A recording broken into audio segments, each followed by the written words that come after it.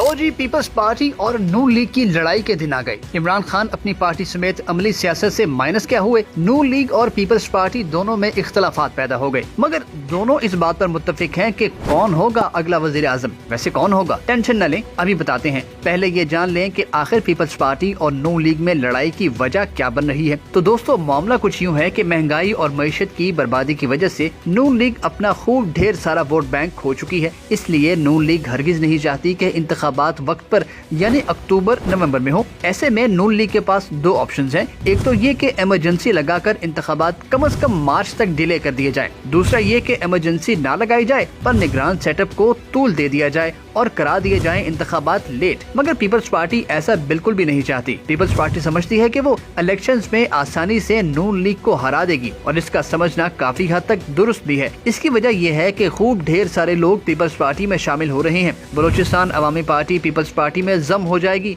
जनूबी पंजाब से भी पीपल्स पार्टी को काफी सारे इलेक्टेबल्स मिल जाएंगे। पीटीआई छोड़ने वाले ज्यादातर लोग भी पीपल्स पार्टी में ही शामिल होंगे। जहांगीर तरीन की पार्टी का कोई मुस्तकबिल नहीं। इस जमात के लोग आहिस्ता आहिस्ता दीगर पार्टियों का रुख करेंगे और ज्यादातर पीपल्स पार्टी में ही जाएंगे। इसके अलावा इमरान खान के वोटर सपोर्टर्स नून लीग और मौलाना की जमात जमीयत उलमा इस्लाम से शदीद नफरत करते हैं। पीटीआई के तकरीबन खत्म होने के बाद वो या तो वोटिंग में हिस्सा ही नहीं लेंगे, अगर लिया तो सिर्फ पीपल्स पार्टी को वोट देंगे। इसकी वजह यह है कि जहां उन्हें लगा कि नून लीग इलेक्शन जीत सकती है, वो नून लीग की मुखालफत में पीपल्स पार्टी को वोट देंगे और खैबर पख्तूनख्वा में जेयूआई के मुकाबले में भी पीपल्स पार्टी ही उनकी चॉइस होगी। और ये सिर्फ बातें ही नहीं बल्कि साबित हो चुका है। इमरान खान के दौरे हुकूमत में नून लीग की मकबूलियत आसमानों पर थी। इस दौरान परवेज मलिक की वफात के बाद ज़िमनी इंतखाब हुआ। उस इलेक्शन में पीटीआई के उम्मीदवार जमशेद इकबाल चीमा इंतखाब लड़ने के लिए नाअहल हो गए थे। बस फिर क्या था, पीटीआई के वोटर्स ने धड़ाधड़ पीपल्स पार्टी के उम्मीदवार चौधरी असलम गिल को वोट दिया। वो 32,500 वोट लेने में कामयाब हो गए थे। इसीलिए आइंदा इंतखाबात में भी पीटीआई वोटर्स पीपल्स पार्टी को सपोर्ट कर सकते हैं। तभी तो पीपल्स पार्टी को फतह सामने नजर आ रही है और वो वक्त पर इंतखाबात चाहती है, जबकि नून लीग चाहती है कि इंतखाबात लेट हो जाएं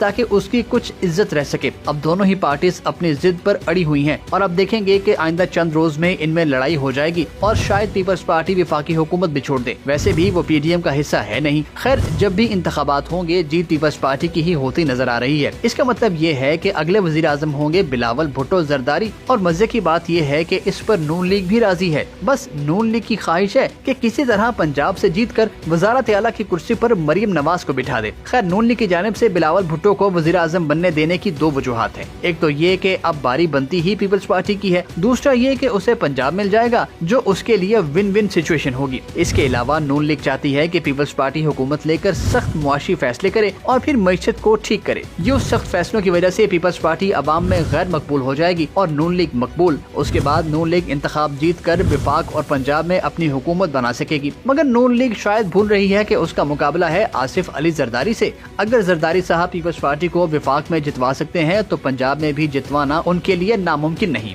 यूं नून लीग पंजाब से भी आउट हो सकती है। रही बात मईशत की, तो पाकिस्तानी मईशत ने अपना बदतरीन वक्त देख लिया है। अब इसे हर सूरत ऊपर ही जाना है। अब सी पैक शुरू होना ही होना है और अगर सी पैक शुरू हो गया और पीपल्स पार्टी की हुकूमत हुई तो फिर मईशत ठीक करने का क्रेडिट भी पीपल्स पार्टी ही ले जाएगी और तब नून लीग शायद हाथ ही मलती रह जाए। अब आप कमेंट करके बताएं कि अगला वजीर आजम कौन होगा और हाँ, वीडियो को लाइक और शेयर जरूर करें।